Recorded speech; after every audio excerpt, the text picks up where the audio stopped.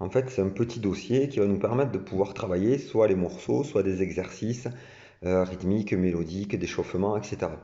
Donc pour profiter au mieux de ça, on va essayer de le classer un petit peu de la même manière à tout le monde pour qu'on puisse s'y retrouver le plus rapidement possible.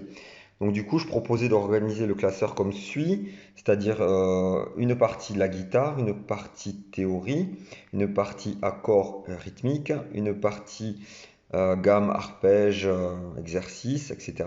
Une partie riff, morceau, et une partie blues, plus particulièrement blues, ou autre musique type bossa, etc.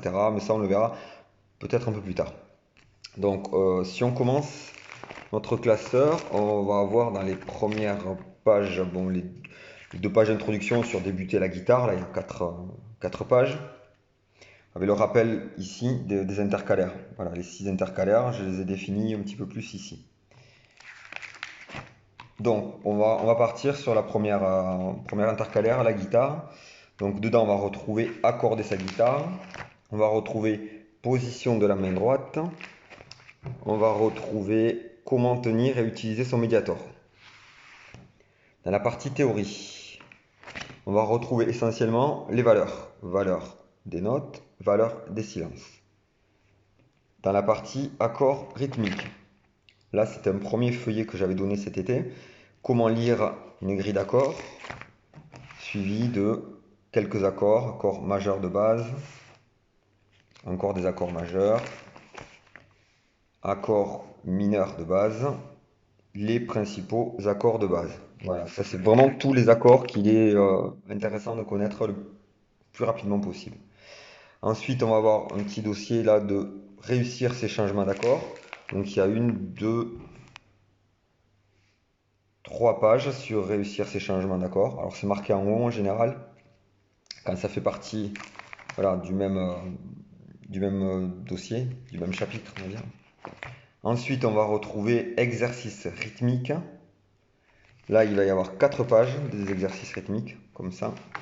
Alors, pareil, c'est marqué en haut, exercice rythmique chaque fois. Et le nombre de pages ici en bas, donc il y en a 4 pour exercice rythmique.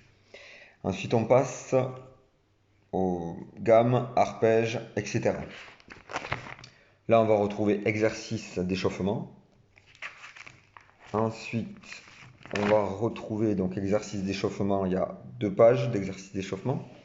On va retrouver la gamme pentatonique mineure. Une page. On va retrouver la gamme. Alors ça, non, vous l'avez pas encore. Ça sera plus tard. La gamme mineure naturelle, on verra plus tard.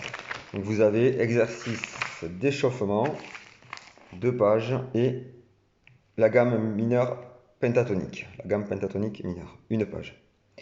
Ensuite, on va passer aux riffs et morceaux. On va commencer avec le dossier les riffs, qui comporte 1, 2, 2 pages. Pour l'instant sur les riffs, avec le riff Smoke on Water et le riff Peter Gunn. Ensuite, on va retrouver comment lire une tablature. Là, il y a 1, 2, 3, 4 pages. C'est marqué en haut aussi, comment lire une tablature. Donc, surtout, c'est 4 pages.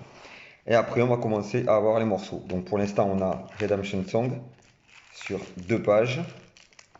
Et ensuite, après Redemption Song, on a l'autre morceau, Zombie de Cranberries.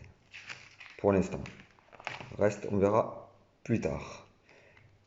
Ensuite, on va passer le dernier module, donc blues, etc. Donc on va retrouver le dossier que j'avais préparé cet été sur le blues, qui fait 1, 2, 3, 4, 5 pages. Voilà. Alors on retrouve dedans aussi la pentatonique qu'on a dans les gammes, mais c'est pas grave. Vaut mieux l'avoir 2 fois que ne pas l'avoir du tout, parce que c'est une gamme qui va être super importante pour la suite. Voilà, donc après c'est fini. Voilà, c'était juste donc une petite proposition pour voir comment on peut s'organiser pour essayer de ne pas perdre trop de temps le mercredi à trouver nos morceaux ou trouver nos exercices à pratiquer. Voilà, bah écoutez, bonne journée à tous et à bientôt.